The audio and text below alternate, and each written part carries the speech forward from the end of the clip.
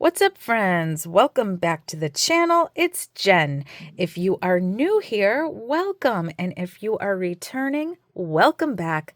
I am so glad you're here. Today, we are going to set my wellness goals in my wellness planner.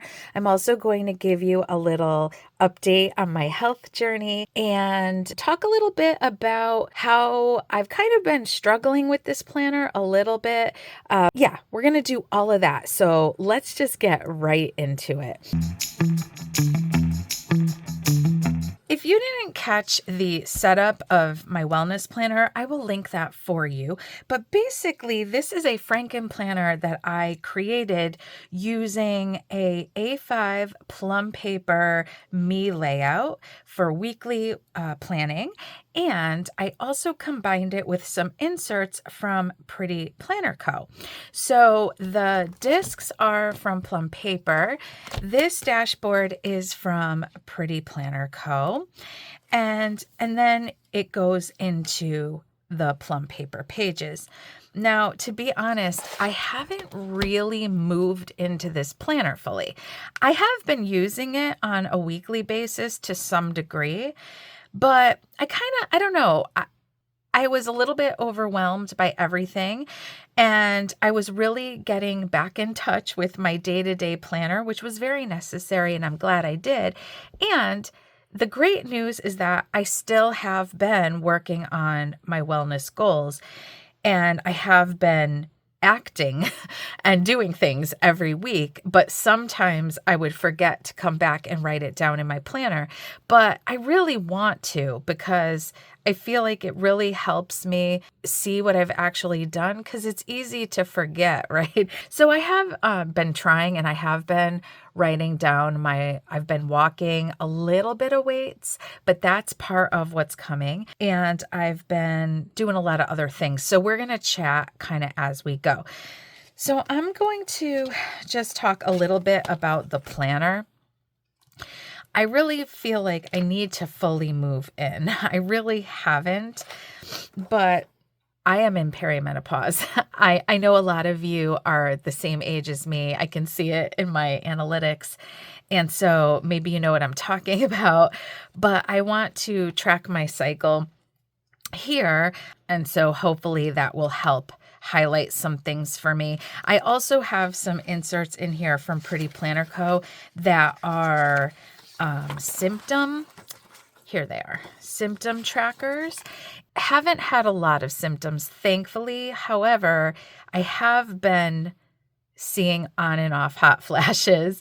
And so I think if I feel like it, I might start tracking them in here. Oh, I also want to pause and say that I am a registered dietitian. If you don't know, if you're new, I am not a doctor, and I am never offering you medical advice or personalized nutrition advice. I can't do that. But at the same time, I feel like there's a lot of value in me sharing my health journey and what's working for me, and sharing the things that I know and how I'm implementing them. So, any information I share about nutrition, exercise, or anything else, just please know that it is for your information and entertainment, but you should always consult your own doctor or healthcare team for your personal needs. If you need a registered dietitian, I am licensed in certain states, and there's an application down in the description box, or upcoming. I hope this year to come out with either some webinars or courses that are more general that I could share with everybody. So stay tuned for that. Anyway, what we're going to do in here today is set my wellness goals for March, because it's almost March. What I'll say is, if you want to see a very detailed flip through of this planner, then you can check out that setup video. I really do go through it all. But let's turn to March, and I'm going to kind of brainstorm with you a little bit about how I'm going to use this planner in March. What we're looking at right now is this is the divider that comes from Plum paper, and this is from Pretty Planner Co. And what it is, it's like a 4-page bundle. And so you have your monthly overview here, where you can track measurements, your monthly focus, if you're tracking your weight, things like that. And then you have a little notes area, and a place to put a photo and a percentage on your progress.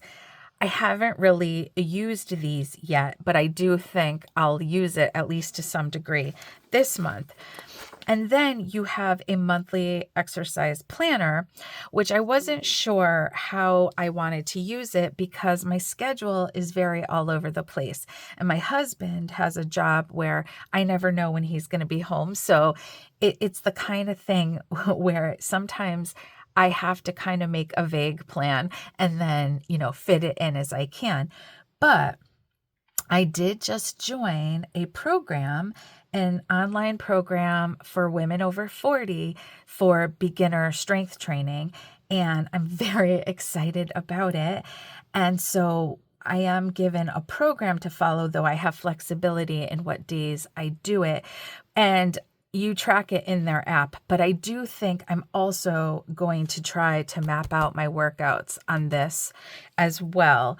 The workouts are, if I remember correctly, it's 3 days a week of strength training, but it's all for if you've never, I have strength trained long ago, but I need someone to really show me proper form so I don't hurt myself. So I'm really excited about this program. So I'm going to track that in here. There are some Zoom calls, and I most likely will track those in my monthly calendar, which I'll show you in a second. This back page, I kind of like it being here. I want to use it because I started taking a few different supplements. I am taking creatine now, which, again, I am not offering you advice or telling you to take creatine, but if it interests you, I would encourage you to look into it, and you can always discuss it with your doctor if you have concerns. But basically, it's a supplement that's been around for a really long time that is helpful in muscle, in strength and muscle building. It basically helps well hydrate your muscle. But also there is new research coming out showing that it has cognitive benefits as well. And so I've been curious about it for quite some time, but I thought this was a great time to start it. And frankly, I feel like it's making me feel really good. So, again, anecdotal, and it's only been a short time that I've been taking it, but I feel like it is helping. So I'm going to continue that. I've been sometimes taking some collagen, and I'm also going to start magnesium. So those things, I think I want to track there and just see how often I'm doing them. And then in this planner, when you open the divider, you go into this dashboard. So let me just show you one that isn't. Yeah, so here's what it would normally look like when you first get the planner. And, Plum paper is very customizable. So you can choose layouts that have color, and a lot of other things you can customize as well, but I just went with the neutral option. I am not an affiliate for Plum paper, but if I'm able, some companies give you a referral code that will give other people a coupon. I'll check that out. If I have that, I'll put it down in the description box, and then most likely I get like a shop credit or something like that. That's how they usually work. Okay, so I am going to use this dashboard area as kind of like an inspiration board and for my goals. So you can see that I spent some time decorating the dashboard. I have been a decorative planner for a long time. I don't always do it because time is getting shorter and shorter, but for me, it really is one of those activities that fills my cup. I'm just focused on the creative process and feeling the beauty of the creative process. And there's really a piece of me that wants to get into other creative endeavors. Like I have started learning about stamping a little bit. And when I was at Chicago Planner Conference, I did a workshop where we painted with fountain pen inks, and I absolutely loved that. And being creative, it's like really good for me, for my well-being. And so I'm trying to fit it in when I can. And I did this morning, and I really enjoyed the process. So let me just talk you through my thought process on how I set this up and why I set it up the way I did. So basically, I thought that this long column, because I just do wellness planning in here, I'm not doing any like to-do lists per se. I thought this would be a nice place to do a gratitude list. But anyway, then there's those 3 sections that are built into the layout. And I thought, oh, I want to make it like, what are my 3 focus areas of the month where I'm going to be setting my goals around? And I came up with, movement, nutrition, and sleep. There's some other things that I might set some, like maybe random weekly goals around, but those are going to be kind of the big focus. And, just because if you caught my health journey video, I'm just very focused on bringing my hemoglobin A1C down. My hemoglobin A1C, which if you don't know, that is a blood marker that kind of gives you your average blood sugar over the previous 3 months. It was just touching into the prediabetes range. I wasn't officially diagnosed with prediabetes, but I've been wearing the Dexcom Stelo biosensor for a couple of months at least now, and I'm just doing everything I can. And I'm actually really proud of myself because I have been doing a lot. And so I just want to go into March trying to be consistent, not overwhelm myself. So let's get to setting goals. I'm going to use some dot markers. I've never used dot markers in here, so we're going to find out together how the paper handles them. They notoriously bleed through, but I'm not going to really cry if they bleed through into my monthly spread, which that's what's on the following pages. This is the monthly spread. You can choose whether or not you have lines, and I like lines, so I opted for the lines. The only thing I wish is that they weren't in these days where they're not part of the week, but it's not a big deal. I think, like I said, I'm going to put in if there's any Zoom calls or anything related to the program that's important, a deadline or anything, I'm going to be, putting those down on here. And I've been meaning all along to track my steps, so I think I'm going to track my steps on my monthly spread. So yeah, so that's what I'm probably going to do on there. But I think I'll just pull this page out and we'll work here. I haven't really pre-planned. So I think I'm going to do like a category, some goals, and I'm going to start with movement because actually I think it'll be cute if it's lined up, right? So that like my goals to activity, my goals to nutrition, my goals for sleep. And so I'm going to write, I don't know why I put my paper on an angle when I write, you guys, but I do. Sorry if it's annoying. I'm going to write movement, I think, because that's kind of how I'm thinking about it, because yes, exercise, but also just trying to keep myself moving as much as I can. That's what I'm going to do. I think I'm going to do purple. So I think I'm going to like use the edge of the dot marker and just do a little underline. Yeah, that's cute. I like that. And then our first goal, I want to see if it bled through.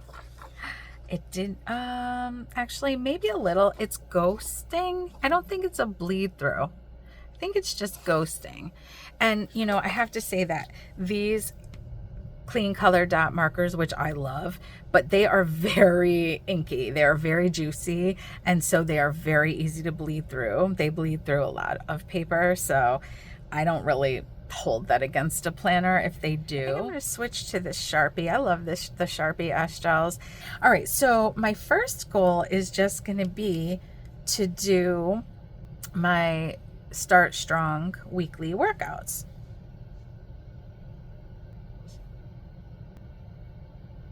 Okay. Yeah, I like how this Sharpie Ash Gel looks on this paper.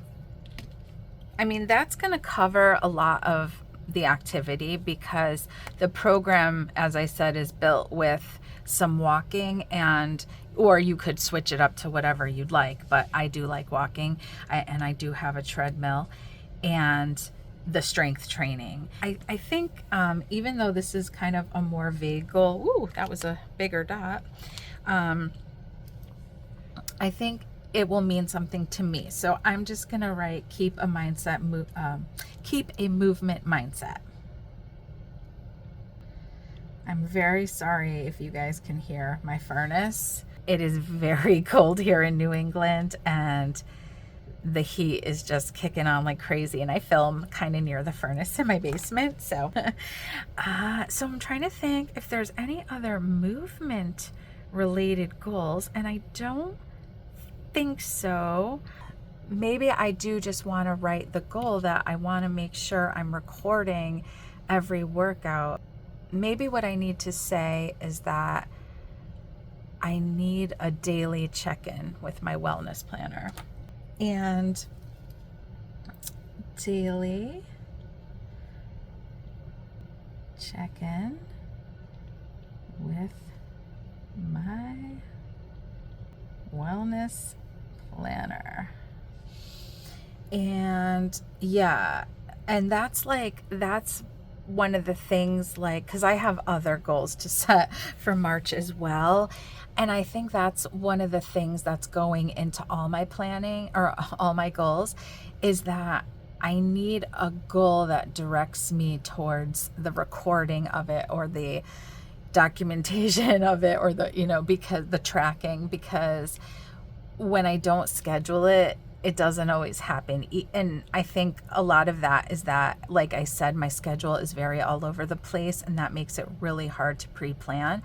But I think I just need to keep more of an attitude of flexibility, like laying a skeleton of a plan, and then if I have to tweak it when it gets closer, okay, like what's the big deal, right? Do you get that way? Because I get that way. But right now I don't really need to say that about this, because I've already got the scheduling going with the plan. So yay, I'm so excited, you guys. I will definitely keep you posted on how I end up liking that. So I think I'm the kind of person, I like a space between things, but I think I'm gonna make 2 spaces in case I find I need to add an additional goal. I can't imagine I would add any more than 1 more goal in that category. So then I'm gonna say nutrition and hydration, because that is something I have been super struggling with, though been doing somewhat better. Speaking of which, I need a sip of water. Okay, and we're gonna do that one in this color. Cute. All right. What I've learned wearing the biosensor is that there are certain times of the day that I am more insulin resistant than others. And so I've been adjusting my carbohydrate intake based on that data. And that has really been helping me, because really the bigger issue is that when I sleep poorly, I'm really insulin resistant, or at least more so than compared to my baseline, at least what I can see what's happening with my blood sugars. And not being active, I should say, has a profound positive effect. And so that's why I've been working really hard at making sure that I've been walking probably 3 to 5 times a week. I've done a little bit of strength training, but I was really scared because I really, really don't want to hurt myself. And so I'm so excited to have this guidance now. But anyway, without getting those things in a good place, I've had to be more careful with my diet. And I know that when I get those other things straightened out, it's going to help immensely. I worked really hard last year at upping my protein intake. That is critically important to women in perimenopause. And menopause. It's critically important, frankly, to most people, and especially if you're actively changing your body composition, as I am trying to do, I want to build muscle and lose fat, especially some visceral fat, because that will improve my insulin resistance. It's really important. And so I do typically, now the numbers I'm going to share, they are appropriate to me. I can't promise they're appropriate to you. I'm not saying that, but I've been getting probably 90 to 100 grams of protein every day now, pretty consistently. I want at least to track my protein intake on a daily basis. And, you know, because I'm a dietitian, it's pretty easy for me to do that on a good estimate without necessarily tracking all my food. I kind of do this anyway, but I want to aim for 30 to 45 grams of protein per meal. And I do sometimes get it in through snacks. That's what I'm going to try to do right now, is aim for 35 to 45 grams of protein per meal. And, you know, let me know if that's something that you struggle with and you'd like a video on, because I want to include more nutrition focused content this year. So let me know if that's something that interests you, because it's something I love talking about. All right. And then also, I'm just going to put it under nutrition and hydration. I'm going to take creatine daily. I'm not sure about the dosing right now, so I'm just going to say that much. And what I've been doing is, when I come home from work and while I'm prepping dinner, the creatine I take is in a powder. It's flavorless, and I put it in the water, and then I put just a little bit of Element, which is an electrolyte drink. But what I will say is it's a really high sodium one, so it won't be appropriate for everyone. It will not be appropriate if you're instructed to be on a low sodium diet. So, you know, just to say that. But I don't even use the full dose anyway. But I was finding that I actually wasn't having enough sodium for my own needs, and so using that has been really helpful with my hydration. I'm still not where I need to be. I think I want to set an alarm for hydration. I want it to, what I've been doing for hydration is what's called habit stacking. And so I would say to myself every time that I'm getting up to get a patient at work, because I'm in back-to-back appointments, I need to take a sip of water. And I have been doing that lately. But I think this is something I talk about with people all the time, but I haven't done it in a while. I'm going to set an alarm for every 2 hours to kind of like supplement that. And I'm not at work every day either. To drink water. I mainly drink water. It could also be seltzer, but I mainly drink water. And then sleep. That's a big one for me. So I'm going to leave actually just I'm going to leave 2 spaces again, just in case I want to add anything there. Sleep, my friends, tell me if you can relate, has been a hard thing for me all my life since I was a child. But I have to do something about it, because I can see on the glucose monitor that when I don't sleep, my blood sugar is like 10 points higher. So it's a top priority for me right now. And we're going to use this color.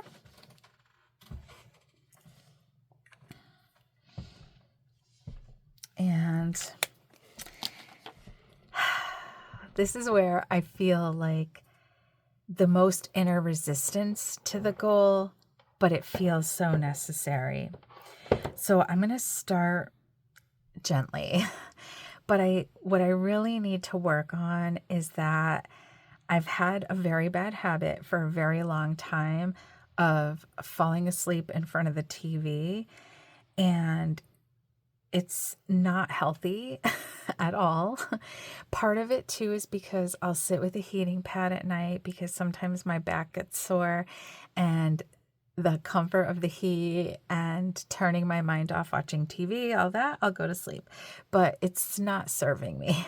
So I think what I'm going to start with is just setting an alarm on my phone that goes off at 9 o'clock so that if I have fallen asleep, I'll wake up, make sure I completed my bedtime routine, but just to make sure, and then getting myself in bed at the latest by 9:30, because the truth is I should be going to sleep by 9:30. I should probably be going to sleep earlier, but I should be going to sleep by 9:30 because I wake up very early. So that's the goal I'm going to set.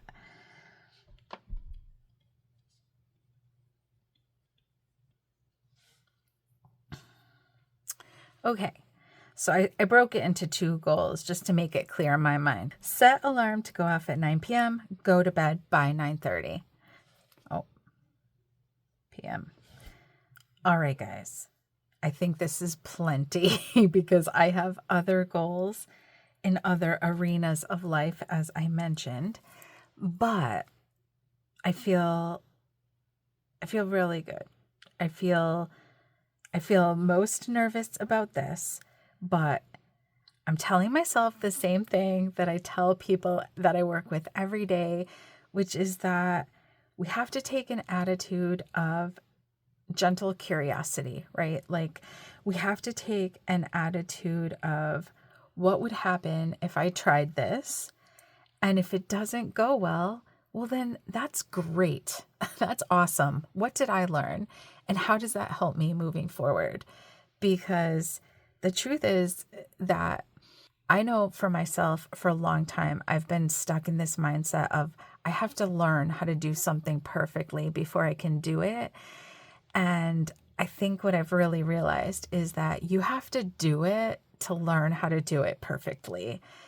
And coming to grips with that is a rough one, right, guys? But I think it's pretty true. Tell me if you want to, if you're comfortable sharing, comment below. Are you working on any wellness goals? What are you working on? Are there any videos I can make to support you in that? If you're interested in checking out the setup of this wellness planner, I will link that for you here. And otherwise, I hope to see you in the next one. Bye.